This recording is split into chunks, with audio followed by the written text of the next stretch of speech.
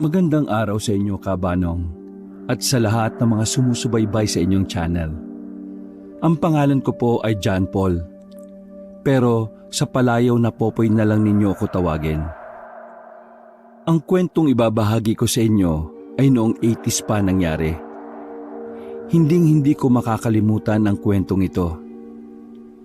Nasa pila ko noon sa kanto at nakaupo sa aking tricycle habang naghihintay ng pasahero. Hanggang sa mahagip ng paningin ko ang isang dalaga na pinagtitripan ng isang grupo. Kahit malayo sa akin, ay nakilala ko pa rin ang grupong yon na nananamantala sa isang babae. Grupo yon ni Gascon. Dahil sa inaharas na nila ang babae, ay nagpasya na akong lumapit sa kanila. Hindi na tama ang kanilang ginagawa. May ilang tao namang nakatingin sa ginagawa nila pero takot ang mga itong mangialam. Bali-balita kasi sa lugar namin ang kalupitan ng grupong ito. Maraming takot sa kanila kaya pinili na lang ng mga taong manahimik at umiwas sa grupo nila para hindi masangkot sa gulo. Lumalakas din kasi ang mga loob nilang gawin ng bagay-bagay na hindi makatarungan dahil sa mga protektor di umano nilang mga opisyal sa aming lugar. Ang sabi-sabi kasi, bukod sa mga sindikato sila, ay may mga lahi pang aswang. Kaya hindi sila natatakot gumawa ng katarantaduhan sa bayan. Dahil bago lang ako sa lugar, hindi ko naman gaano kilala ang grupo nila. Pero alam ko na Gascon ang pangalan ng lalaking leader nila. Sinabi kasi yun ni nanay na kung sakaling makakasalubong ko raw ang grupo ni Gascon, ay umiwas na lang ako para malayo ako sa gulo. Galing po kasi ako sa Maynila noon, Kabanong, at doon na rin lumaki. Umuwi lang ako sa probinsya ng nanay ko para samahan na siya. Hiwalay na po kasi sila ng tatay ko pero may bago na pong pamilya ang nanay ko. Lasinggero at adik po si Itay. Labas-masok din sa kulungan kaya kinuha na ako ng nanay ko sa poder niya dahil natatakot siya. Ginugulo po kasi sila ng tatay ko. Bale, mag-iisang buwan pa lang ako sa lugar ng nanay ko noon. Kaya wala pa akong ganong alam, Kabanong. Naninimbang pa ako sa mga chismis na kumakalat. Ang tricycle na ginagamit ko sa pamamasada ay pagmamay-ari ng bagong kinakasama ni nanay. Ipinagamit po niya sa akin dahil mas gusto naman niyang magtrabaho sa bukid. Nagbibigay na lang ako ng kahit magkano sa kanya para sa boundary.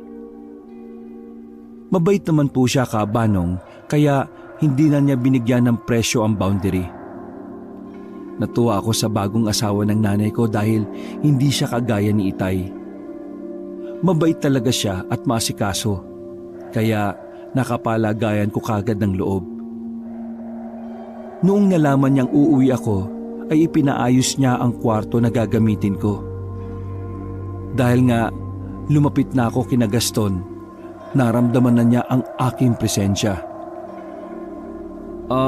Mawalang galang na po, mga kaibigan. Parang hindi naman yata tama ang ginagawa niyo sa kanya. Tingnan niyo, tirik ang araw. Kitang-kita ko kung paano niyo bastusin yung babaeng yan eh. Nakita kong tumigil sila sa ginagawa sa dalaga at umalma sa akin. Kaya napaatras ako ng bahagya. Kita ko kasi sa mga mukha nila na parang naasar sila sa paglapit ko. Kaya doon na nagsalita si Gascon. Ang lakas naman ng loob mo para abalahin kami, bata. Hindi mo ba kami nakikilala? Kilala ko po kayo. Di ba kayo yung kinakatakutan sa lugar na ito? Pero sana po, respetuhin niyo naman po yung mga kababaihan. Alam mo palang kami ang kinatatakutan dito eh. Pero, bakit ka ba nangihimasok? Ayaw ko po naman po ng gulo sa totoo lang. Gusto ko lang po sanang kung may problema man kayo sa babaeng yan, mas magandang mapag-usapan na lang ninyo sa tamang lugar at sa maayos na paraan. Inuutusan mo ba kami sa dapat namin gawin, ha? Di ba Ikaw yung anak ni Mercy na taga Maynila eh. Kabago-bago mo lang dito sa lugar namin eh. Marunong ka ng mangutos. Alam mo, Totoy, baka hindi kita matansya eh, samain ka sa akin eh. Malis ka na nga dito. Ini-istorbo mo lang ginagawa ko eh. Hindi po. Ang ibig ko kasing sabihin eh... Hoy, Manila boy! Iba ang batas dito sa lugar namin at iba rin doon sa pinanggalingan mo.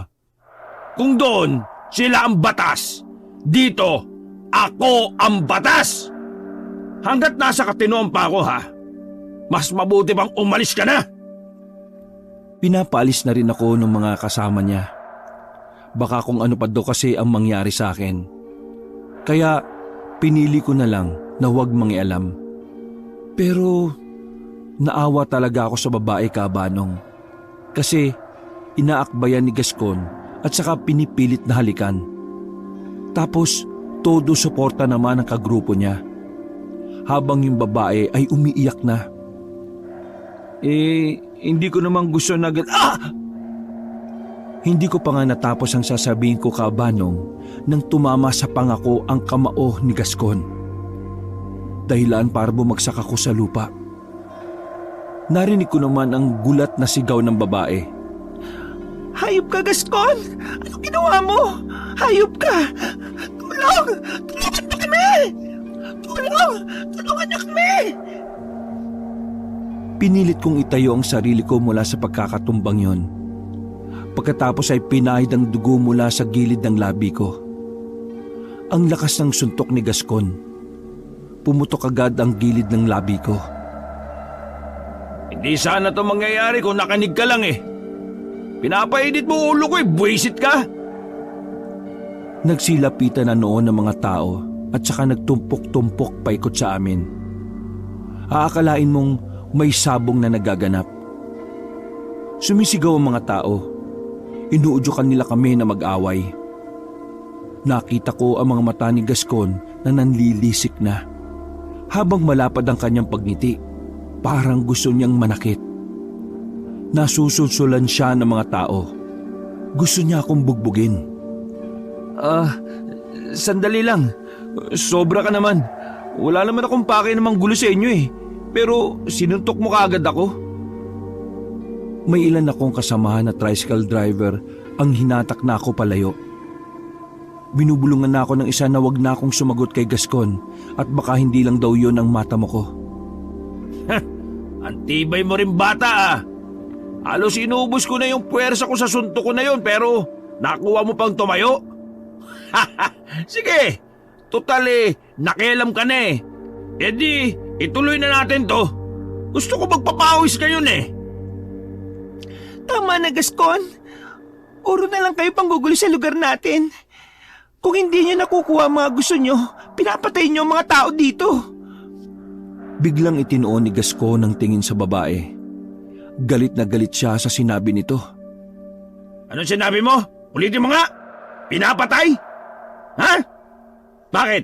May ebidensya ka bang pinapatay ko ang mga taga rito? Ha?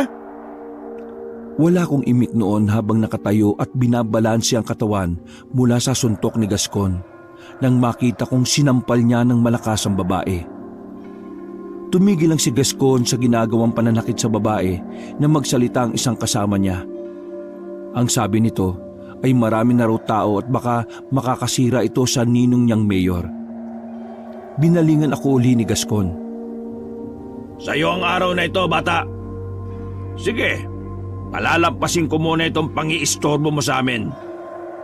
Pero oras na magkita ulit tayo at gawin mo ulit ito. Sinisiguro kong hindi na kamao ko ang tatama dyan. Kung di, kalibre 45 na. Tiningnan ko lang silang umalis, Kabanong. Ang sakit pa rin kasi ng pangako. Nagsipulasan na rin ang mga tao pabalik sa kanilang mga ginagawa. Naiwan akong kasama ang iilan sa mga kasamahan ko na driver at ang dalagang si Elise ang pangalan. Salamat ah. Salamat sa pagtulong mo, Manong. Manong ka dyan. 28 pa lang ako, no? Saka kung sakaling maglalakad ka Tsakin mo nga may kasama ka para hindi ka nababastos. Nakayukong nagpapaliwanag si Elise dahil parang nahihiya siya sa nangyari. Sinabi niyang bibili lang naman siya ng ulam nang harangin ni Gascon. Itinuro niya ang elementary school na malapit sa amin. Sinabi niyang doon siya nagtuturo. Teacher ka? Hindi ba halata sa suot ko? Ayan o, uniform namin tong suot ko. Sorry po, ma'am. Ikaw na nga yung tinulungan, ikaw pa yata yung galit eh. Tatalikod na sana ako noon sa kanya nang tawagin niya ako. Manong, sorry Wala po yun. Sige po ma'am, tuloy na ako. Sandali. Ito naman, nagtampo ka agad. Naramdaman ko ang pagsunod niya sa akin. Hanggang sa nakabalik ako sa tricycle ko, ay nakasunod pa rin siya. Oh ma'am, bakit po? Ikaw naman hindi ka na mabiro. Patingin nga yung sugat mo. Dumudugo kasi Aray, dahan-dahan naman ma'am. Kung makahawa ka, akala mo ang kapal ng mukha ko na hindi nasasaktan. O ano? Ako na nga yung may malasakit sa iyo nagrereklamo ka pa. Teka, gamutin natin yan. Namamagana Kinuha niya ang panyo sa bulsa niya, saka dinampi-dampi niya sa gilid ng labi kong may sugat. Aray, ang sakit. Kanina ka pa Akala mo naman chok yung hawak mo kung idut-dut mo sa bibig ko Ano ang bibig ko, mukhang blackboard ba ito? Ako na pong gagawa niyan. Salamat na lang po ma'am. Sige na po, okay na po ako. Ikaw na nga. Ay, makabalik na nga sa klase ko. Alam mo ikaw, tatanda kang dalaga sa ugali mo.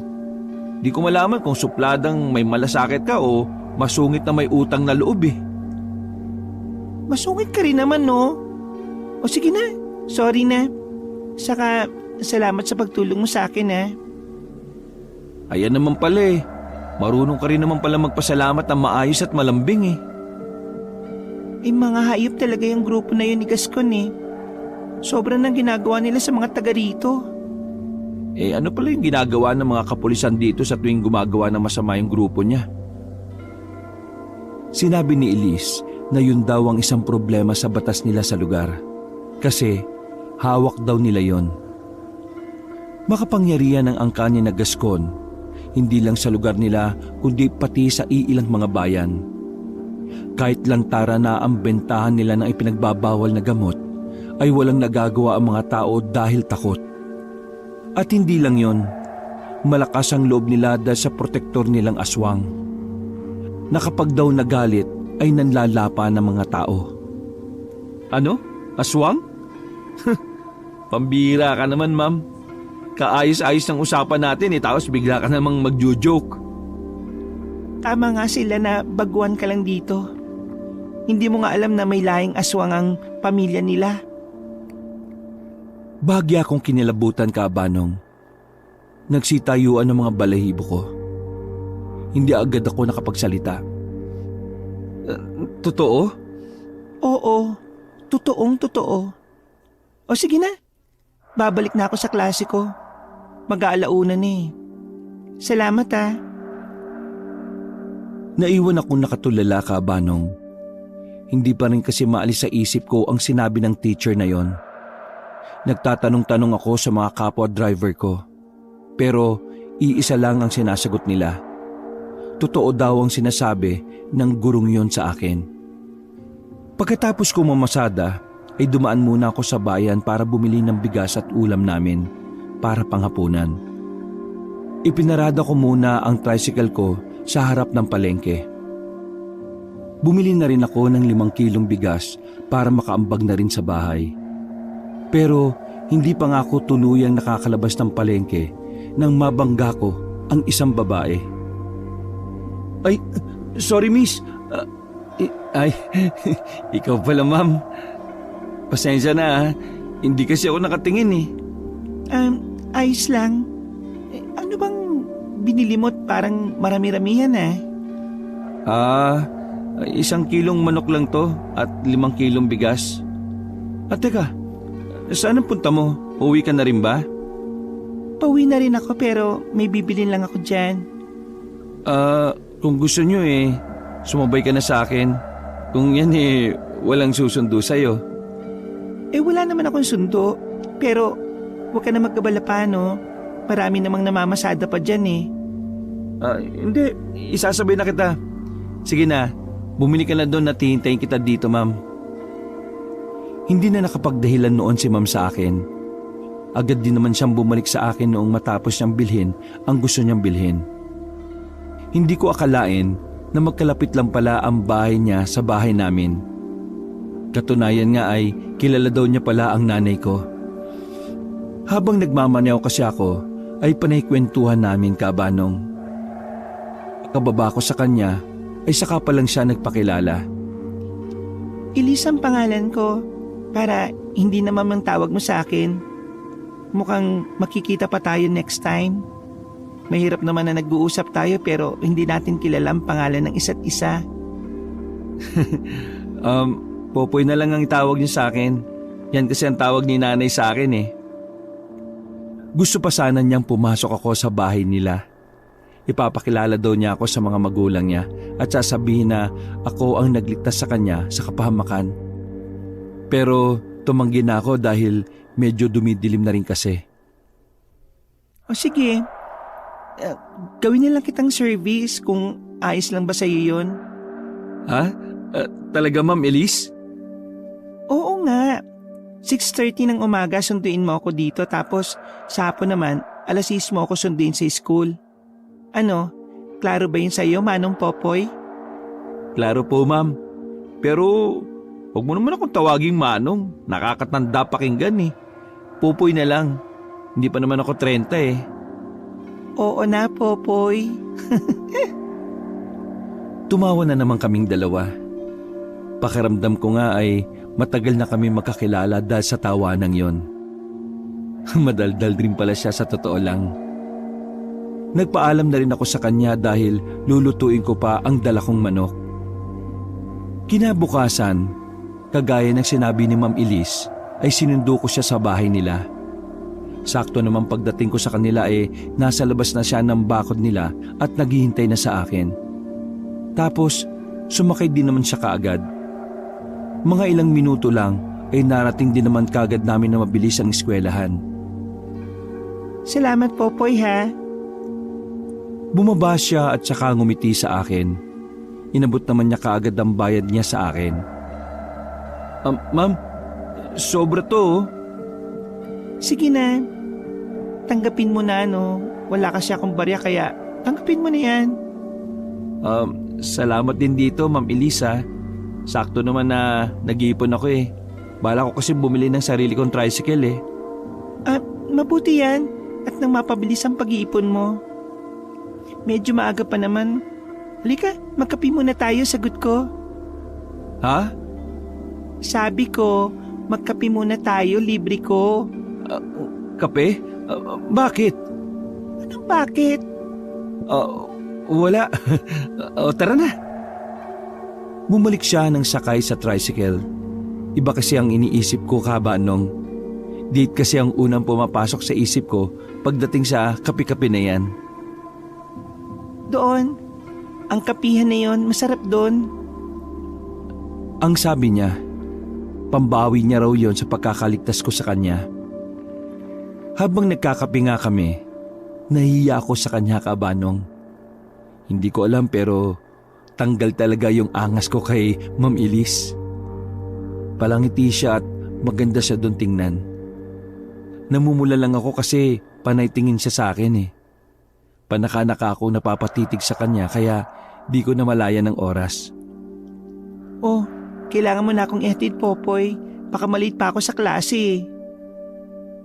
Ngumiti naman siya at saka tumayo. Ubus na rin naman yung kape niya. Nilago ko naman yung kaunting natira sa tasa ko. Pagkatapos kong ihatid siya, ay nagdesisyon na muna akong bumalik sa bahay. Laging ganoon ang setup namin ni Ma'am Elise. Hindi na nga namin namamalayan na naging sobrang komportable na kami sa isa't isa. Minsan, kahit Sabado ay may pagkakataon na magkasama kami. Tuwing Linggo naman ay nagsisimba kaming dalawa. Minsan nga kaabahan nung ay gustong-gusto ko na siyang tanungin kung ano ba talaga kami. Kaso, sa tuwing kaharap ko siya ay umuurong ang aking dila. Nasa direksyon na ako noong pauwi sa amin nang sumakit ang pantog ko. Kaya tumigil muna ako sa walang kabahayan at saka doon pumwesto. Nang makatapos ay isang lalaki naman ang nakita ko na lumabas sa isang bakanting lote. Nakatinginan kaming dalawa. Tinanguan niya lang ako at saka dumiretso ng lakad paalis sa lugar. Ako naman ay bumalik na rin sa tricycle. Sino kaya yun? Kilala ko ba yun? Ano kaya yung ginagawa niya sa bakanting lote na yun? Baka may-ari. Bahala na nga siya. Pinandar ko na kaagad ang tricycle ko at saka lumarga na. Kinabukasan, pagkatapos kong ihatid si Ma'am Elise sa school, ay umuwi na muna ako. Nasa bandang bakanting lote na ako nang mapansin ko ang iilang mga tao na nakatumpok doon sa loob ng bakanting lote. Tapos may mga pulis din ako nakikita. Tumigil muna ako at saka nagtanong. Nagulat ako sa sagot sa akin ng ale. May isang bangkay daw ng lalaki na natagpuan sa loob ng bakanting lote. At warak daw ang tiyan nito at dibdib. Pinaghihinalaan din na nawawala ang mga laman loob nito. Narinig ko rin sa kanila na yung bangkay daw na yun na isang kawatan. Kaya ang sinasabi ng iilan ay baka pinatay at saka ibinenta ang mga laman loob nito. Pumasok tuloy sa isip ko yung nakita ko kahapong lalaki na galing doon sa loob ng bakanting lote. Ano kaya yung ginagawa niya kahapon dito? Posible kayang siya ang may gawa nito? Maya-maya ay dumating din si Kapitan. Kung sino man ang nakakita o nakapansin na may kahina-hinalang kilos na pumasok dito na hindi kilalang tao, magsalita lang sa ating mga kapulisan, ha? Hinintay ko lang na buhatin nila ang bangkay at mag-alisa ng mga tao. Nung makatsyempo ako, ay nilapitan ko si Kapitan. Kap? Oh, ano yung bata? Tungkol po sa nangyari sana, Kap. Nagbago ang mukha ni Kap nang marinig niya yun sa akin. Mukhang alam na niya ang gusto kong sabihin sa kanya. Halika, sumama ka sa akin. Hindi tong lugar para pag-usapan yan. Sumama ako sa bahay niya at saka doon kami nag-usap. Umupo ako sa sofa at umupo rin si Kap sa harapan ko. Sige, sabihin mo sa akin ang lahat ng mga nalalaman mo. Kahapon kasi, Kap, mga bandang 6:00 ng hapon. Pauwi ako noon eh. May napansin kasi akong isang lalaking lumabas galing dun sa bakanting lote. Kilala mo ba o natatandaan mo man lang yung mukha niya? Hindi ko siya kilala, Kap eh. Pero siguro kung makikita ko siya ulit, makikilala ko siya. Ang sabi ni Kapitan ay hindi na naman maririsolba ang kasong ito kung may kinalaman na naman ang mayor ng bayan, ang ninong ni Gascon. Sila naman daw ang may lakas ng loob para gawin ang mga bagay na yon. Hawak nila ang batas sa bayan, kaya kahit anong ebidensya pa ang ilapag ay mababaliwala rin. Kaya mas mabuti pang tumahimik na lang daw ako para makaiwas sa gulo. Huminga ng malalim si Kap at saka pinayuhan niya ako sa dapat kong gawin. Ang dapat mo munang gawin sa ngayon manahimik ka. Wala pa tayong sapat na kakayahan para mapuksa mga peste sa bayang ito. Kaya ang mabuting gawin magpanggap na walang alam. Pero huwag ka mag-alala dahil hindi ako papayag na maghari ang kasamaan dito sa baryo natin. Gumagawa na ako ng hakbang para maiparating sa itaas ang mga nangyayari dito sa atin. Pagkatapos ng usapang yon, ay agad din naman akong umuwi, Kabanong. Sinunod ko naman ang sinabi ni Kapitan. Mukhang naiiba naman siya sa mga opisyal dito. May malasakit siya sa mga tao. Kaya may tiwala ako sa kanya. Ganon din naman ang sinabi ni Nanay. Mas mabuti pa raw na manahimik na lang ako kaysa malagay pa sa alanganin ng buhay ko. Isang araw, Kabanong, habang nasa pila ako, ay isang lalaki ang lumapit sa akin. Ang sabi niya ay umuwi daw muna ako kasi mukhang may kaguluhang nagaganap sa bahay. Mabilis ko naman pinandar ang tricycle ko at ipinarangkada ito ng takbo. Pagkarating ko sa bahay, ay naabutan ko doon ang iilang mga sasakyan at ang grupo ni Gascon. Tapos, nakita ko doon si Tito na duguan ang muka. Si Nanay naman ay umiiyak. May ilang mga kapitbahay na rin namin noon ang nakatingin. Oh, nandito na pala ang anak mo, Aling Mercy. Ang matapang niyong anak. Heh. Ano po bang problema dito? Nagtataka naman akong nagtatanong sa kanila. Naguguluhan kasi ako kung bakit umiiyak si Nanay, tapos si Tito ay duguan ng muka. Ito kasing pamilya mo eh. Ayaw umalis sa lupa ko. Matagal ko na kasi silang inabisuan na umalis na dahil gagawin ko itong pasugalan. Pero tingnan mo, nagmamatigas pa. Kaya yan ang inabot ng tatay-tatayan mo. Baka pwede naman pong pag-usapan natin to. Baka pwede naman sa ibang araw na lang kasi wala pa kaming malilipatan eh. Eto na naman tayo, Popoy, sa pakiusapan. Alam ba, sa tuwing magkikita ba tayo, ito na lang ang kaya mong gawin? Makiusap? Hindi naman sa ganun. Wala lang talaga akong makitang pwede naming tirhan eh. Kung gusto mo, lulod ako para magmakaawa sa'yo. Lumuhod nga ako, Kabanong, kahit labag man sa loob ko. Ayaw ko lang kasing nakikitang umiiyak si Nanay. Wala din naman ako magagawa kung hindi ito lang. Ayaw ko ng ganitong klaseng gulo, lalo na kung nasasangkot ang pamilya ko. Alam mo, Popoy, kahit tumalik ka pa sa lupa, wala akong pakialam. Sige na, ibahin ang bahay nila. Napatayo naman ako kagad at hinawakan ko si Gascon na nooy nakatalikod na sa akin. Hinawi niya ang kamay ko at saka itinulak ako. Pero tumayo muli ako at saka hinawakan siya para magmakaawa. Pero isang sipa ang natanggap ko mula sa kanya at suntok. Lumapit noon si Nanay sa akin kaya siya ang tinamaan ng suntok ni Gascon. Natumba noon si Nanay at nawala ng malay. Doon na nag-iba ang emosyon ko, Kabanong. Sa sobrang galit ko, ay nasuntok ko si Gascon. Buong puwersa ko yon na may kasamang matinding emosyon. Bumagsak nga ito sa lupa at nawalan din ng malay. Agad na bumunot ng baril ang mga kagrupo niya at itinutok yun sa akin. Pero napatingin din sila kaagad sa isang kotse na nagbusina. Marahang bumukas ang bintana nito sa likod at sumulyap ang isang lalaki na nasa tansya ko mahigit 50 ang edad. Pinigilan niya ang grupo ni Gascon at sumenyas na umalis na sila at dalhin si Gascon. Mabilis naman nilang ibinaba ang mga baril at saka pinagtulungang buhatin si Gascon. Nang maisakay na nila yon sa sasakyan, ay agad din silang umalis sa lugar. Dahil doon ay hindi natuloy ang pagsira sa bahay namin. Maya-maya ay nagulat ako dahil may biglang nagsalita sa likuran ko. Kaya bigla akong lumingon. Ayos lang ba kayo? Ay, ikaw pala, Kap. Oo, ayos lang ho kami. Si Nanay mukhang napuruhan eh. Saka yung ama-amahan ko.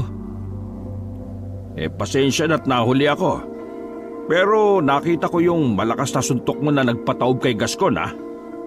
Hindi ko kasi napigil yung sarili ko, Kap eh. Mabuti nga yun. Bagay lang sa Gascon na yon. Ikaw pa lang ang nakagawa nun sa kanya. Yung lalaki kanina sa sasakyan, sino ho yung, Kap? Si Jonas yun. Ang pinakamataas sa angkan nila. Mas nakakatakot yun. Bali-balita din na aswang yun. Pero wala pa namang patunay. Makalipas ang 2 araw, Kabanong, habang tulog kami nang mabulabog kami sa isang ingay na galing sa kusina namin.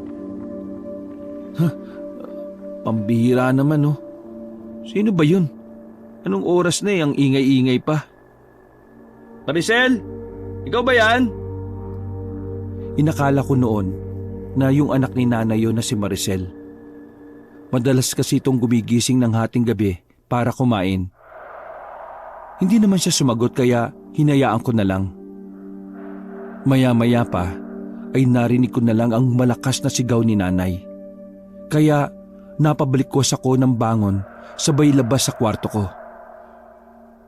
Nay, ano pong nangyari? Nakita ko ang bubong namin sa kusina. Wasak na ito. May nakita kaming malaking ibon na pumasok dito sa bahay natin. Lumabas din naman ito kaagad noong nagsindi ako ng ilaw. Ang tito mo naman, lumabas para habulin ng ibon na yon. Ganun po ba? Susundan ko po si Tito. Diyan lang po kayo. Pabalik na si Tito nang lumabas ako ng bahay. Kaya tinanong ko na lang siya. Nasaan na? Nakita niyo po ba yung ibon, Tito? Ang sagot niya ay nakita niya raw pero mabilis na nakalayo. Inilarawan pa niya ito kung gaano kalaki. Kakaibang ibon daw yun na nakita niya sa tanang buhay niya. Bumalik kami sa loob at saka inayos ang nasirang bubong. Pagkatapos noon ay tinawag ako ni nanay. Nay, bakit po? Eto, Popoy anak. Isang kwintas na may kulay pulang bato na palawit. Sinulid lang ang inilagay ko dito para talian kasi wala talaga itong panali. Pero matibay na sinulid na yan. Tanggapin mo ito dahil ang kwintas na ito ay isang anting-anting na mula pa sa ninuno natin. Ako ang huling pinasahan nito. Pero sa tingin ko hindi ito para sa akin. Ano pong ibig niyong sabihin, Nay? Na para sa akin ang kwintas na ito? Kasi sa akin mo ibinibigay. Pero ano naman ang gagawin ko dito? Lumalala na ang sitwasyon sa baryo natin. Habang tumatagal ay sinasakop na ng kadiliman ng lugar. Habang maaga pa, dapat nang bunutin ang ugat upang hindi na tumubong muli.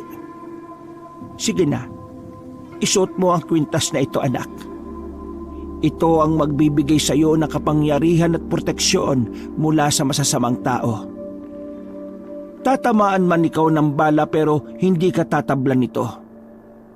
Magbibigay din ito ng lakas sa iyo at kakaibang liksi. At kung sa mga aswang naman, ay hindi rin ikaw basta-basta masusugatan ng pangil nila at kahit kalmot pa. Kung gaano kalakas at kaliksi ang mga aswang, ay higit pa doon ang magiging kakayahan mo sa oras na isuot mo ang kwintas na ito. Ako po ang karapat-dapat na magsuot nito? Nasa akin daw ang katangian na hinahanap ng kwintas? Naku naman, Nay, oh. Nananaginip ka ba? Tapos paggising mo isinabuhay mo na yung panaginip na yon? Seryoso ako, anak. Eto pa, tanggapin mo pa itong punyal at baril para may sandata ka. Oh, saan gera mo naman po ako ipapadala nito, Nay? Takaw disgrasya ka kasi. Saka alam kong mainit na sa'yo ang mata ni Gascon at ang pamilya niya. Natatakot ako mapahamak ka. Kaya panahon na para ibigay sa'yo ang magpoprotekta sa'yo. Tumango naman noon ang asawa ni nanay. Tiningnan ko siya. Alam din niya ang tungkol sa anting-anting ng nanay ko. Kaya inisip ko na baka nga totoo ang sinasabi ni nanay. Ang sabi pa niya sa akin ay tanggapin ko raw yon. Dahil ako daw ang magpapabago sa lugar namin na alipin na ng kadiliman ng batas. Dapat ko na raw itong wakasan. Tinanggap ko yung kabanong kahit hindi ko pa batid ang kasiguraduhan na kaya ko talagang gampanan ang gusto nila. Pero itinabi ko na muna yon sa ilalim ng unan ko. Wala pa akong balak na suotin yon dahil hindi pa ako handa. Kinabukasan ay ganun pa rin ang sistema ko. Dinaanan ko si Elise tapos mag-iikot-ikot para maganap ng pasahero sa paligid. Nang hapong yon, susunduin ko na sana si Elise na makasalubong ko ang isang sasakyan. Napatigil ako dahil bigla siyang humarang sa daanan ko. Aba teka, loko tong mga to ah. Muntik na ako makabangga ah. Hinintay ko na magbukas ang kotse at hindi nga ako naghintay ng matagal dahil may bumaba mula roon. At nagulat naman ako nang makita kong sino yon. O bata, kumusta? Gascon? Oo, ako nga. Mukhang gulat na gulat ka. Hindi ka pa ba nasanay na makita ako? Binunot niya ang 45 sa bewang niya, saka kinasa. Nagsibabaan din ang iilang kasama niya. Anong gagawin niyo? Ayaw ko ng gulo ah. Hindi ako lalaban sa inyo. Huwag niyo na ituloy yung binabalak niyong yan. Sige mga kasama, kunin siya! Tinutukan ako ng baril sa ulo ng isa sa mga kasama niya, kaya hindi na ako nakapalag. Isinakay nila ako sa sasakyan at dinala sa isang lugar na mukhang bodega. Alam mo, hindi ko maisip kung gaano kalaking kasalanan ko eh. Kung bakit ito ginagawa sa akin. Ang pagdating mo sa bayan ko ay isa ng malaking kasalanan. Mula kasi nung dumating ka dito eh, nakandaletse-letse na yung mga lakad ko eh. Binunot niya ang sigarilyo sa bulsa at saka sinindihan naman yon ng kasama niya. Pero bakit ako sinisisi mo? Isa lang akong baguhan dito. Yan nga ang problema eh. Kabago-bago mo pa lang, malaking gulo na ang ginagawa mo sa akin. Itinali nila ang kamay ko habang nakataas ito. Tapos ang dalawang pako naman ay nakatali din, magkabilaan. Isang suntok noon sa tiyan ang ginawa sa akin ni Gascon, dahilan para halos lumuha ang mga mata ko sa sakit. Aray! Walang niya ka! Ano bang gusto niyo sa akin? Halos namilipit ako sa sakit na naramdaman. Hinitik niya ang hawak na sigarilyo at saka ibinuga sa mukha ko. Kasalanan to ng nanay mo eh. Kung hindi ka niya sana pinauwi dito, hindi sana mangyayari sa iyo to. Isang suntok pa noon ang ibinigay niya sa akin at tumama sa aking pisngi. Hanggang sa hindi na niya ako tinantanan ng suntok sa iba't ibang parte ng katawan ko. Wala akong magawa kundi ang tanggapin ng mga suntok na yon na tumatama sa akin. Naramdaman ko na tumulo ang dugo sa ilong ko. Nalasahan ko kasi ito nang makarating yon sa bibig ko. Halos mawalan na ako ng malay kabanong. Nakalambitin na rin ako dahil wala ng lakas sa mga paa ko para itayo ang katawang kong duguan. Ano? Kaya mo ba? Mukhang suko ka na. Hinawakan niya ang buko at saka inangat ang ulo ko. Hinawakan naman ako ng mga kasama niya para makatayo ko na maayos. Ngayon, nagsisisi ka na ba na dumating ka sa lugar na ito? Narinig ko pa na nagsitawanan ng mga kasamahan niya. Hawakan niyo siya maigi! Kahit hindi ko nagaanong makita dahil sa pamamaga ng mata ko, alam kong bumuwelo siya para suntukin ulit ako. At maya-maya pa ay inundayan niya ako ng suntok sa muka na siyang ikinahilo ng ulo ko. Pakiramdam ko mawawalan na ako ng malay. Sige, ilabas niyo na yan at itapon sa ilog. Mukhang hindi na mabubuhay yan. Bumagsak ako sa sahig nang tanggalin nila ang mga tali ko sa kamay. Naramdaman ko na lang ang pagkarga nila ng katawan ko sa sasakyan. Narinig ko pa ang mga usapan nila. Bukas daw, isang bangkay na raw akong matatagpuan sa ilog na palutang-lutang. Nagsisitawanan pa sila. Mga ilang minuto pa ay tumigil na sila. Mukhang nasa ilog na kami. Hinila nila ako palabas ng kotse at saka inihulog sa ilog. Gabi na naman daw kaya tsak silang wala na makakakita sa katawan ko. Pinigil ko ang paghinga ko upang hindi ako malunod. Nung maramdaman ko ang tunog ng sasakyan na paalis na, ay agad akong umahon. Sinikap kong makarating sa Pampang. Dahil medyo malapit lang naman, ay napagtagumpayan ko yon.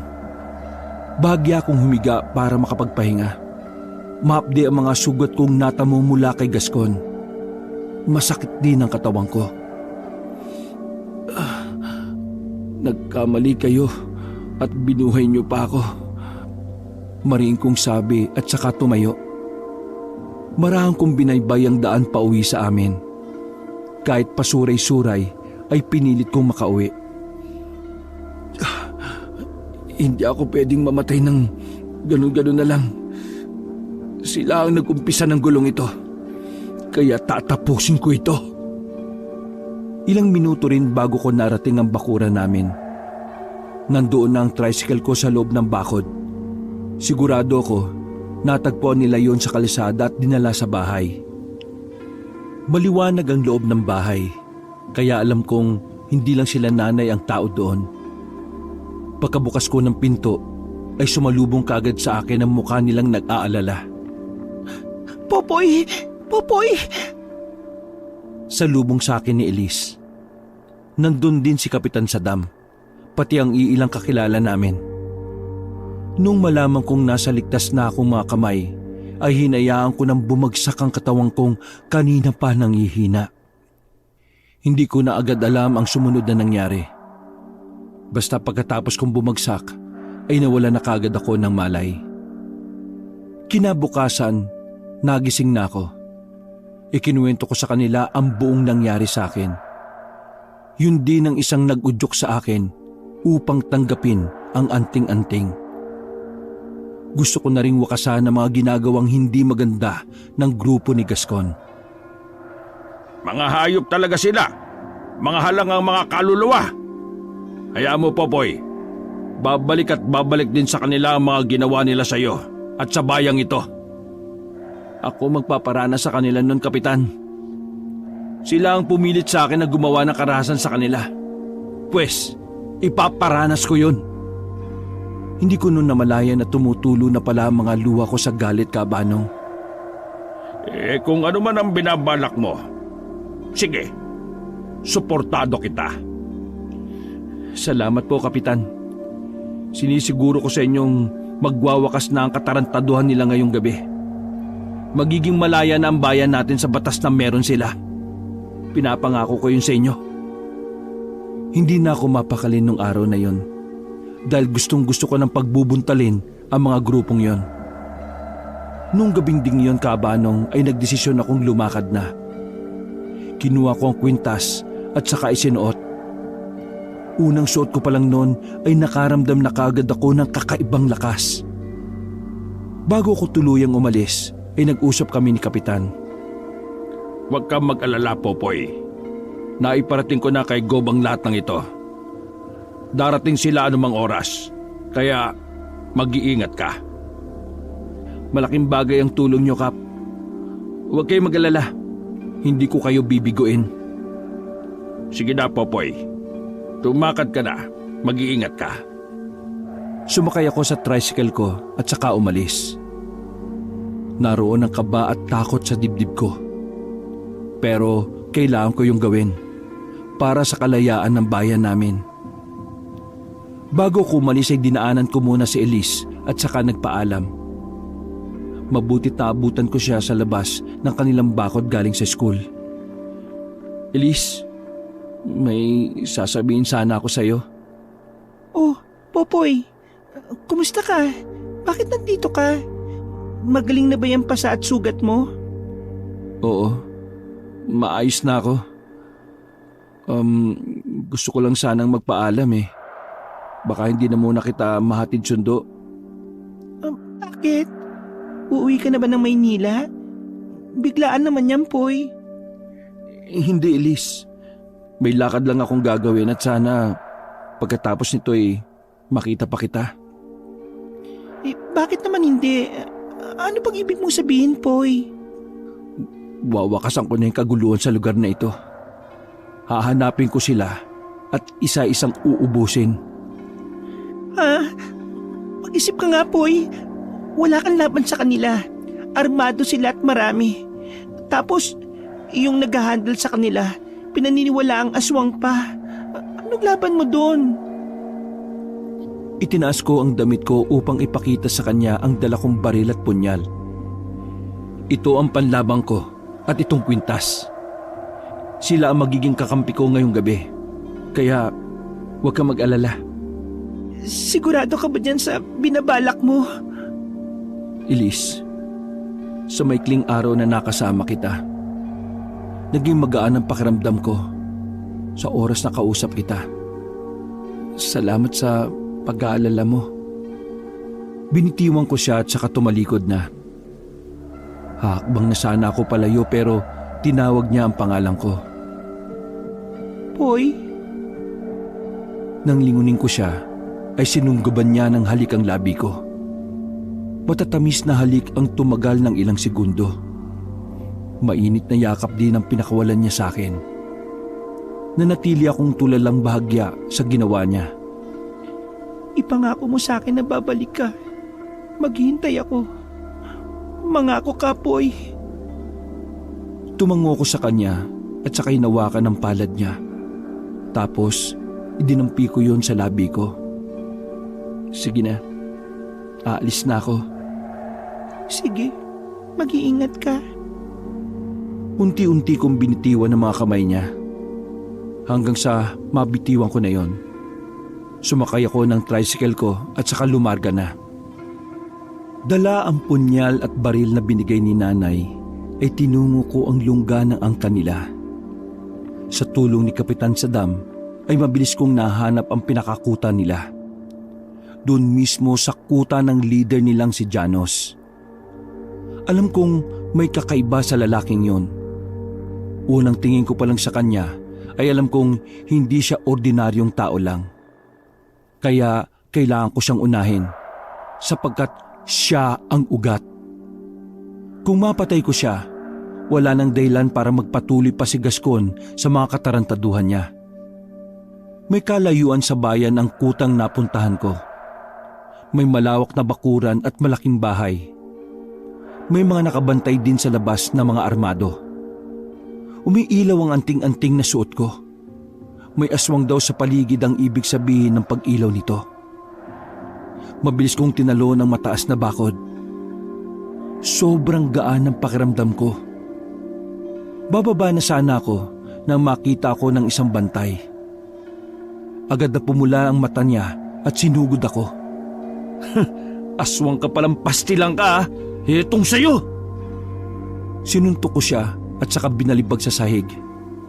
Agad namang siyang nawala ng malay. Dahil sa nangyaring yon ay umalingaw-ngaw ang tunog ng baril. Saka ko lang napansin na may bumabaril na pala sa akin.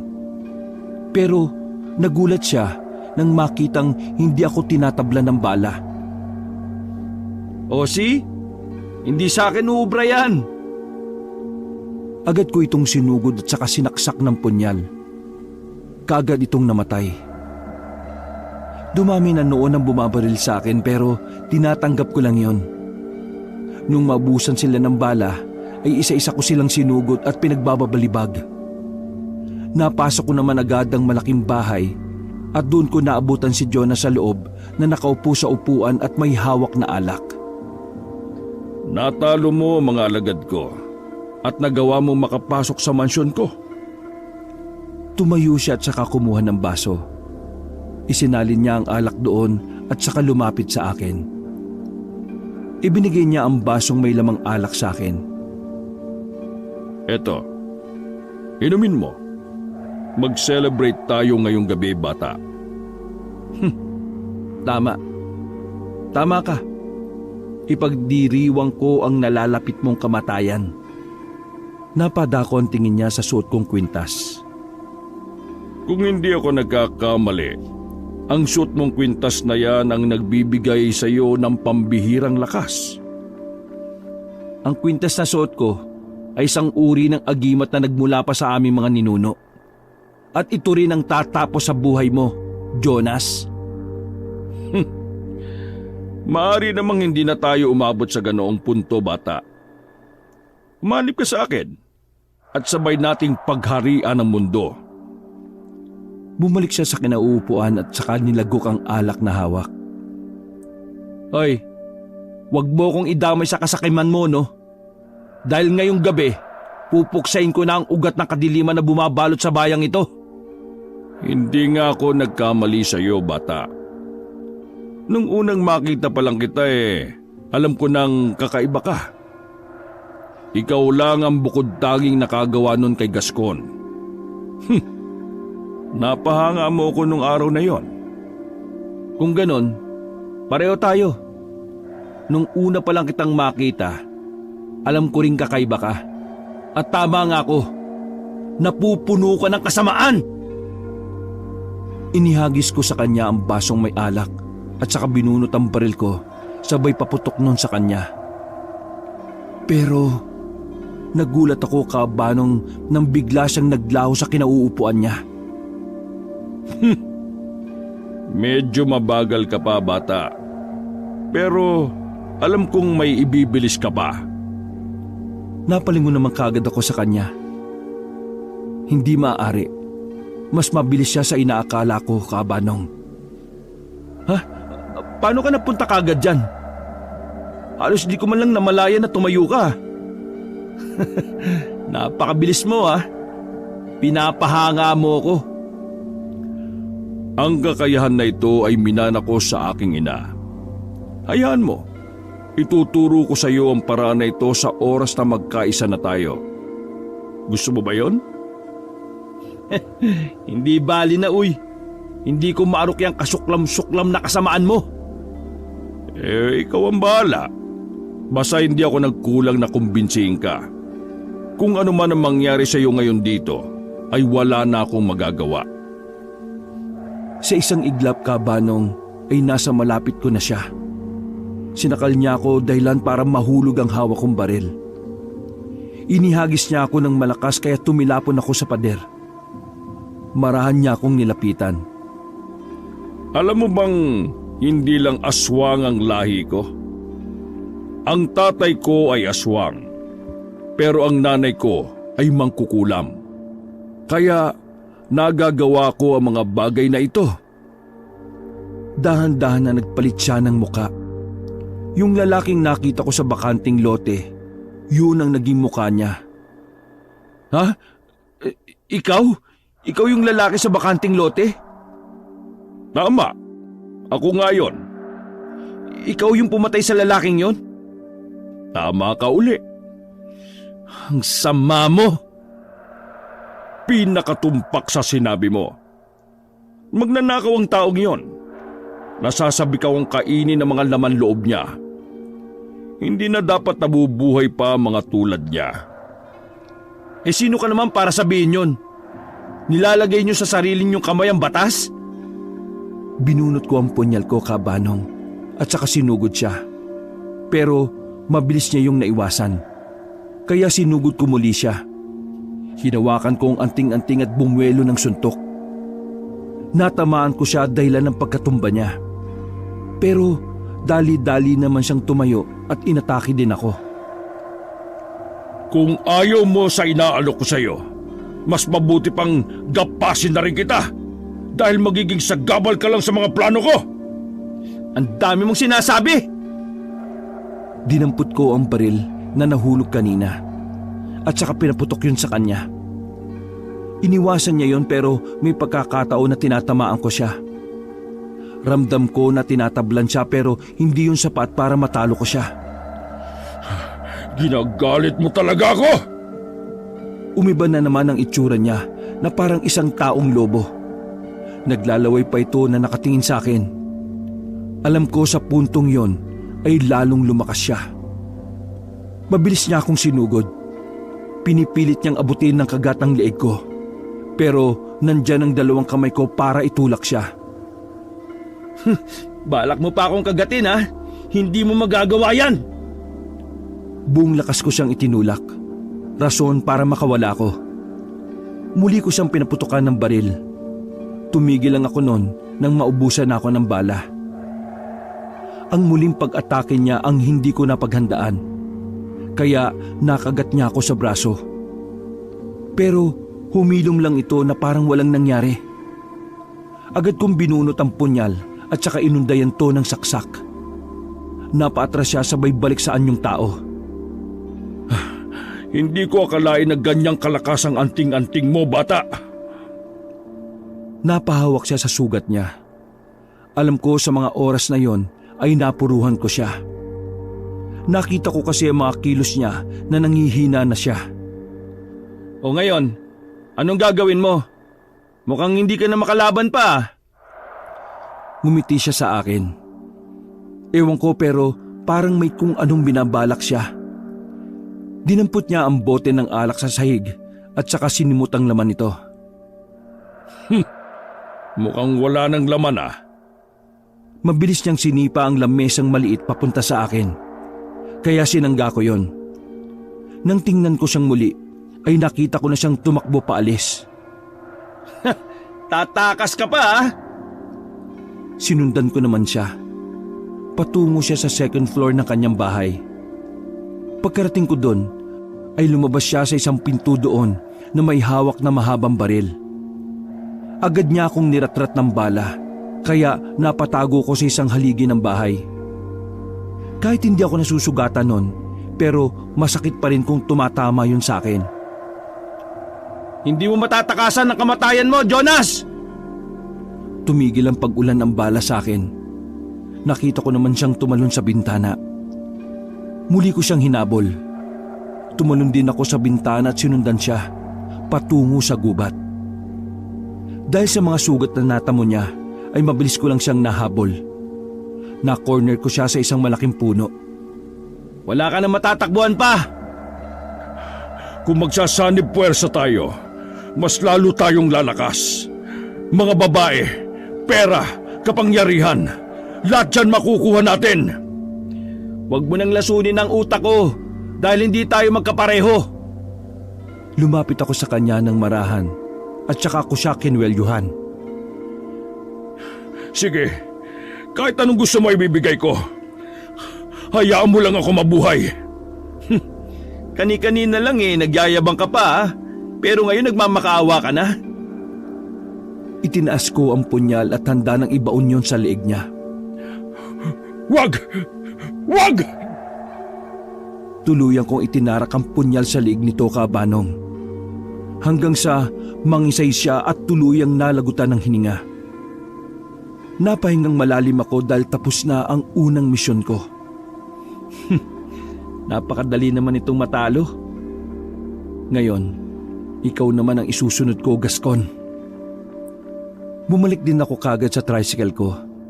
Tapos, tumungo naman ako kagad sa next target ko.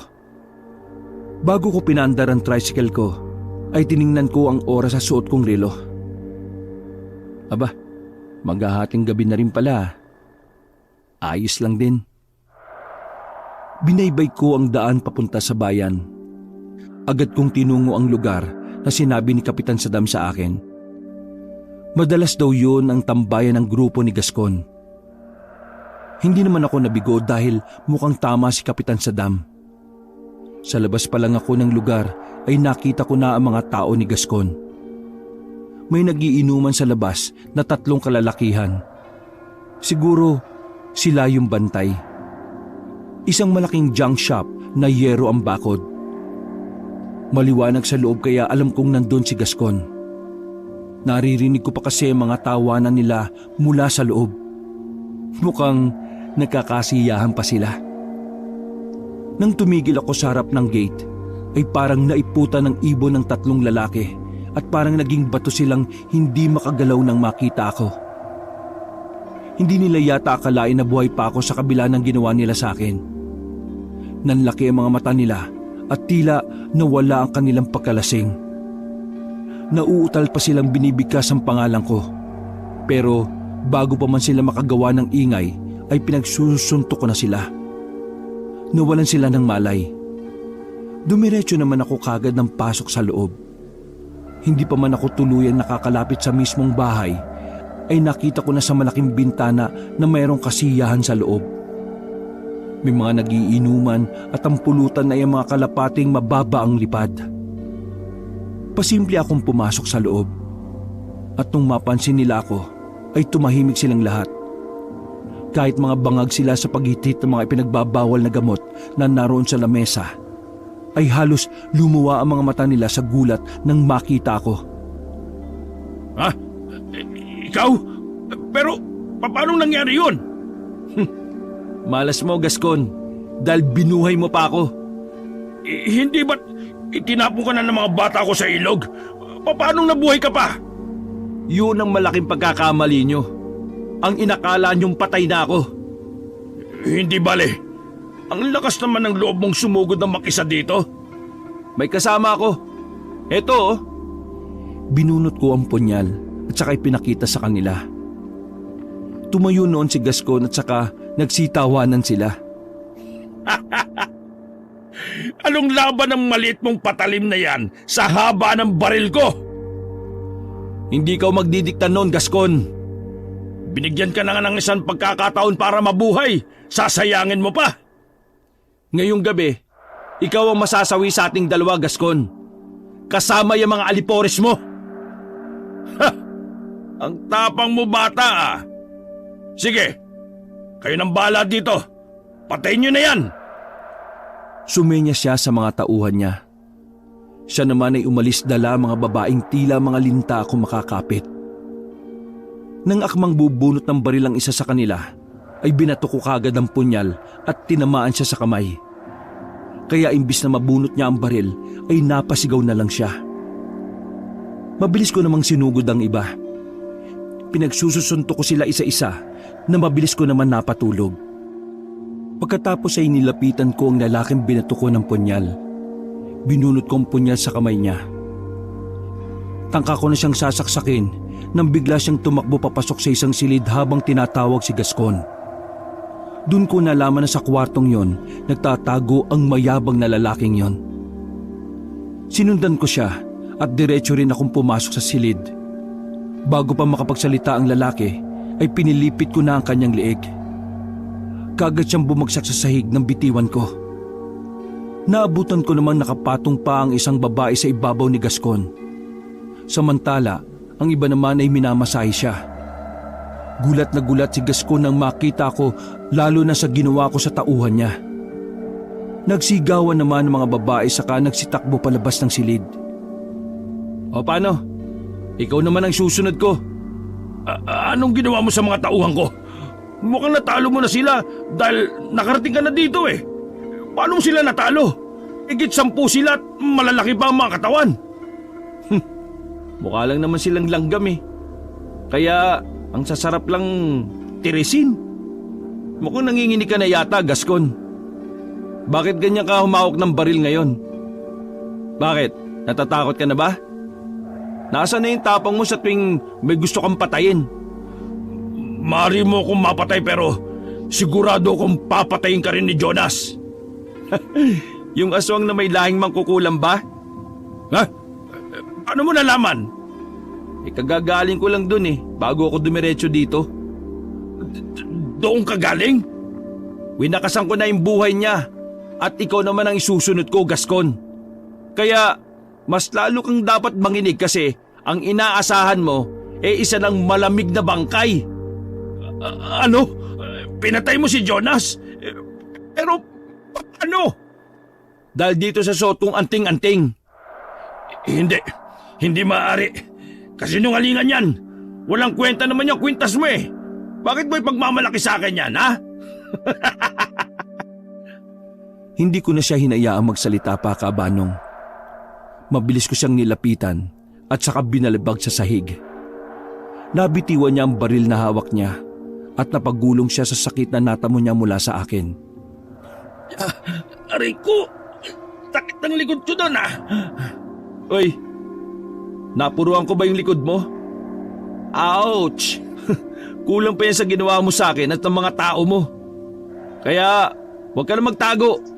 Gagapang ka pa sa ilalim ng kama ah. Ay teka, alisin nga natin tong kama na to. Isang kamay ko lang binuhat ang kama at ibinalbag sa isang sulok. Doon tumambad sa akin ang mukha niyang takot na takot. Kahit ang baba niya ay nanginginig na. Kung ano man ang kasalanan ko, patawarin mo na ako. Pinagsisisihan ko ng lahat ng yun, Poy. Please, tulungan mo ako magbago. Huwag mo akong patayin. Kaya ko naman magbago eh. Huwag mo kong isunod kay Jonas. Ngayon nasa bingit ka ng kamatayan eh. Nasasabi mo na ang lahat ng yan. Pero nung nasa kasarapan ka eh, hindi mo man lang yan naiisip. Niyakap niya ang binti ko at halos hagkan pa ang paa ko sa pagmamakaawa. Pero hindi ko alam kung maaawa ba ako sa kanya kasi kahit papaano ay may nararamdaman pa rin akong galit. Hayaan mo ako magbago. Huwag mo namang ipagkait sa akin yun. Parang awa mo na, Poy. Pangako, nangangako ko talaga na magiging mabuti na ako. Hindi naman ako ganun kabato para hindi ka pagbigyan. Basta, ipangako mo lang na lahat ng masamang gawain mo itatama mo na. Oo, Poy. Pangako, gagawin ko lahat ng utos mo. Hinila ko ang pako at saka tumalikod. Pero naramdaman ko na lang ang pagkasanya ng baril. Yan ang pagkakamaling ginawa mo. Ang pagtitiwala sa kalaban ay isang katangahan. Anong akala mo sa akin? Bubuhayin pa kita? Tumigil ako sa paglalakad palabas. Malakas ang halakak niya na parang nanalo na. Nilingon ko siya ng marahan kasabay ng pagpaputok niya sa akin ng baril. Tinamaan ako sa iba't ibang parte ng katawan ko. Bahagyang ininda ko ang sakit ng tama ng bala. Pero hindi naman ito bumabaon sa katawan ko. Pagkabangga ay agad na nalalaglag sa sahig ang mga bala. Nanlaki ang mata ni Gascon nang makita ang nangyari. Natigilan na siya dahil wala ng bala ang hawak niyang baril. Nabitiwan niya na rin ito. Napanganga na lang siya nung mapagtanto niya na hindi ako tinatablan ng bala. Bong akala mo maisan mo ako? Pues nagkakamali ka. Oh, ba't ka napatigil? May problema ba? Wala ng bala? Mamulot ka tapos iligay mo uli sa baril mo. Tapos iputok mo uli. Ulit-ulitin mo hanggang magsawa ka para masihang ka. Kasi ako, gusto ko naman yung nasisiya ng kalaban ko bago ko bawian ang buhay. Bakit hindi ka tinatablan? Anong klaseng anting-anting meron ka? Nilapitan ko pa siya akabahan pagkatapos kong pulutin ang baril niya at sapilit ang pinahawak sa kanya. Pagkatapos ay itinutok ko yun sa sintido ko. Oh, may bala pa palang isa Hindi ka dapat magsayang ng bala, no? Ikasa mo ulit, iputok mo sa ulo ko para makumbinsi ka na talagang hindi ako tinatablan ng bala. Mas maigi na masaksihan mo ng ganito kalapit, di ba? Sige, iputok mo na. Dahil maski ilang bala pa ang pakawalan mo dyan, ay hindi ako tatablan yan. Muli siyang nagdrama sa akin. Binitiwan niya ang baril at napaluhod. Niyakap niya ang paa ko at muling nagmakaawa. Poy, pasensya na. Nagkamali ako. Patawarin mo ako. Sige na, buhayin mo ulit ako. At magbabago na talaga ako. Ito, totoo na talaga. Pexman, sumpa man kay Batman, kay Lord. Sige na. Alam mo kanina, nakaramdam pa ako ng awa sa iyo Pero ngayon, pasensya ka na. Tiningala niya ako nung marinig niyang wala na siyang pag-asang pagbibigyan ko pa. Hinataw ko ang batok niya ng kamao ko at doon siya nawalan ng malay. Itinali ko ang mga kamay at paan nito upang hindi na makaalis kung sakaling magising pa. Nasa labas na ako noon at pinagtatatali ang mga wala ng malay ng mga tauhan ni Gascon. Nang biglang salubungin ako ng isang malaking paniki. Nag-anyong tao ito nang lumapag sa lupa at nagulat akong si Jonas pala yun. Ha? Paanong buhay ka pa? Alam kong magugulat ka. Nakalimutan mo yatang anak din ako ng isang mangkukulam. Mahirap patayin at hindi na mamatay ng ganun-ganun lang. Hinawakan ko ng maigpit ang punyal ko at inihanda ang sarili sa pakikipaglaban. Pambihira. Bakit hindi ka mamatay-matay? Nakita na kitang nalagutan ng hininga. Ganun ka kasi kabilis magtiwala eh. Kaya nga ako kinatatakutan sa lugar na ito kasi mabangis ako. Nagagawa kong lahat ng gusto ko. At sa pagkakataong ito ay ikaw naman ang papatayin ko. Siguraduhin mo lang dahil titiyakin ko sa iyo ngayon na mapapatay na talaga kita. Ngumiti siya sa akin at saka marahang lumapit. Pero nung malapit na siya sa akin, ay biglang naging panikit lumipad-lipad uli sa paligid. Umali-aligid siya sa akin mula sa iba't ibang direksyon, kaya nalilito ko kung saan banda niya ako susugurin. Maya-maya ay naramdaman ko na lang ang pag-atake niya mula sa likuran ko. Tinamaan niya ako dahilan para tumilapon ako. Muli siyang lumipad, hanggang sa hindi ko na makita kung saan siya nagpunta. Buisit, pahihirapan pa niya yata ako sa paghahanap sa kanya. Ano? Nahihirapan ka na ba? Nandito lang naman ako ah. Bakit? Bulag ka na ba? Kung panay tago ka, paano tayo matatapos niyan? Maya-maya pa ay may naririnig na akong pagaspas ng pakpak niya. Ilang saglit lang ay naramdaman ko na lang na parang may bumubulusok pasugod sa akin. Mabuti na lang kabanong ay napayuko kagad ako. Dahil kung hindi, ay baka tinamaan na naman niya ako sa pag-atake niyang yon. Daya nito ah. Palipad-lipad ka pa dyan? Teka lang. Humanap ako ng isang bato na sakto lang sa palad ko at inabangan ko siya sa itaas. Nang makita ko siya ay buong puwersa kong binato ang hawak ko. Sa lakas ng pagbato kong yon ay tinamaan siya at bumagsak sa lupa. Oh, bakit hindi mo naiwasan yon? Nanlaki ang mga mata ko nang makitang agad siyang naging malaking pusa at sinugod ako. Aba, walang kadala-dala ito ah. Ang buong akala niya ay uubra pa ang mga binabalak niya sa akin nung nagsapusa siya. Sinalubong ko siya at saka bumwelo ng suntok. Nung matamaan siya ay bumulagta na lamang. Magaling siyang umatake pero hindi pala siya magaling umilag. Pero ang akala kong tapos na ang laban dahil hindi na siya gumagalaw ay nagkamali ako. Marami itong bumalik sa pagiging tao at tumayo na parabang walang iniindang sakit sa katawan. Aba, nakuha mo pang tumayo ah. Ang lakas din ng apog mong demonyo ka. Hindi ka pa rin mapapayag sa alok ko? Pwede ka rin maging kagaya ko. Masaya kaya ito? Ayaw mo? Huling tanong ko na ito bago kita tapusin. Kaya pumayag ka na. Ngayon ko lang naintindihan. Gusto mong ipakita sa akin ang mga kakayahan mo para mapapayag ako. Gusto mong bumilib ako sa kakayahan mong yan? Nakakaawa ka naman. Talagang yan pa rin ang nasa utak mo, no? Hoy, ikaw, kahit ilang libo mo pang ialok sa akin yan, hindi ko pa rin tatanggapin yan. Napakapangit na mga itsurang gusto mo eh. Saraulo ka ba? Paniki? Usa? Ano ka? Kontento na ako sa gwapo kong mukha, no? Eh di ikaw ang bahala. Tapusin na natin to. Ayoko nang patagalin pa. Wala ka rin naman palang silbi.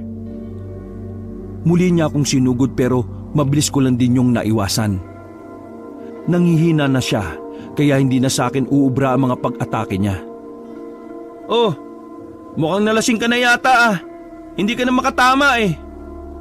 Kung ako sa'yo, sasalakay na lang ako. Napakadaldal mo! Hinubad ko ang kwintas kong suot at saka ako mabilis na lumapit sa kanya. Hindi na niya yon naiwasan dahil nauubusan na siya ng lakas. Para na siyang lasing na pasuray-suray kong lumakad. Hinawakan ko ang batok niya at saka hinataw ko gamit ang kamao kong may hawak ng anting-anting. Napasigaw siya sa kakaibang sakit. daan-daang hinigop ng anting-anting ang kanyang lakas. Hanggang sa maging butot balat na ang itsura niya. At dahil doon ay tuluyan na siyang namatay. Siguro naman hindi ka na mabubuhay ano? Ibinalik ko ang kwintas sa leeg ko at saka napahiga. Nakaramdam kasi ako ng pagod. Maya-maya ay nakarinig ako ng mga ingay. Mga taong nagsisisugod papasok sa kinaroroonan ko. Narinig ko rin ang boses ni Kap. Sa wakas, dumating ka rin, Kap. Nagsipasukan ng mga tanod at doon ko rin nakita si Kapitan Saddam. Boy, ayos ka lang? Mabuti naman po. Eto, ayos lang. Pinatulog ko lang yung mga yan pero yung isa pinatay ko na. Aswang naman yun Yung mukhang kalansay na. Yun si Jonas. Alam naming lahat dito na aswang sila. Isa itong lihim na itinago ng baryo natin para hindi tayo pagilagan ng mga katabing lugar. Pero ngayon, tapos na rin ang lahat. At dahil yun sa'yo. Inagapan kong pumunta dito dahil hindi pwedeng malaman ng mga tao nangyari. Hindi to pwedeng kumalat. Mahirap na. Hindi tayo magkakaroon ng kapayapaan. At saka, iisipin ng mga tao na baryo tayo ng mga aswang. Iilan lang sa kanilang napatay mo, Popoy. Ang buong ang kanila, nabubuhay pa at anumang oras ay pwedeng maghasik uli ng takot sa mga taga rito. Pero ang mahalaga, malaman nila na hindi tayo kagaya ng dati na nabubuhay sa takot. Kaya na natin silang labanan ngayon. Basta sama-sama. Opo, tama po kayo, Kap. Matatakot ang mga aswang kapag nalaman nilang lumalaban ng mga tao. At pagkatapos nito, may mga gagawin pa tayo. Sasama ka ba? Ano pong gagawin? Hikayatin natin ang mga kababaryo nating magkaisa na labanan ng mga natitirang aswang. Hindi man natin sila mapatay, mahalaga maitaboy para maging payapa na uli ang lugar natin. Opo, maganda po yan, Kap. Talaga pong maraming mga kapulisan sa bayan natin ang makukulong kasama ni Gascon. Pati ang ninong nilang mayor, dapat paimbestigahan na rin. Mababahag ang pangil ng mga aswang na yon kapag nalaman nilang handa na tayong labanan sila. Baka nga agad-agad silang magsial sa balutan O sige, alam na namin ang gagawin dito. Mabuti pa umuwi ka na. Hindi dapat malaman ng mga tao na ikaw ang gumawa ng lahat ng ito. Hindi pwedeng kumalat. Hindi pwedeng makarating sa angka ni Jonas na ikaw ang gumawa ng lahat. Tuso sila. Tsak na babalikan nila ang pamilya mo kapag nalamang ikaw ang gumawa nito. Kaya sa ngayon, mas mabuting tumahimik ka muna, ha? Naku, wala naman po akong balak na ipaalam sa kahit na sino yung nangyari, no? Yun nga rin po ang gusto kong sabihin sana sa inyo na sana ilihim na lang natin to. Oo, Poy. Makakaasa ka. At makakaasa rin po kayong makikisa ako sa mga susunod na hakbang kontra sa aswang. Mabuti naman kung ganon. O sige na, umuwi ka na. Baka may mga tsismosong dumating pa rito. Kabanong, kumalat din po ang nangyari sa baryo namin dahil sa mga tsismoso-tsismosa. Hindi naman po maiiwasan yon. Pero ang kumalat na kwento ay sinugod sila ng mga aswang dahil nag-akla sila sa pamumuno ni Jonas at ni Gaston. Nangyari yon dahil may isang aswang na nahuli na umamin na talagang may plano silang ganon. At laking tuwa nila na natalo ang dalawang may maiitim na budhi. Nakawala rin ang aswang na yon na kinulong ni Kapitan dahil sa tulong ng mga kasamahan niya. Nilusob nila ang barangay isang gabi, pero hindi sila nanakit ng tao. Kinuha lang nila ang kanilang kasamahan. Pagkatapos po nun, isa-isang umalis ng palihim ang ilan sa aming mga kababaryo. Dahil doon, naging usap-usapan ang mga umaalis ay mga lahing aswang rin. Mula po noon, Kabanong, bumalik na ang kapayapaan sa aming lugar. Naging patas na ang batas para sa lahat.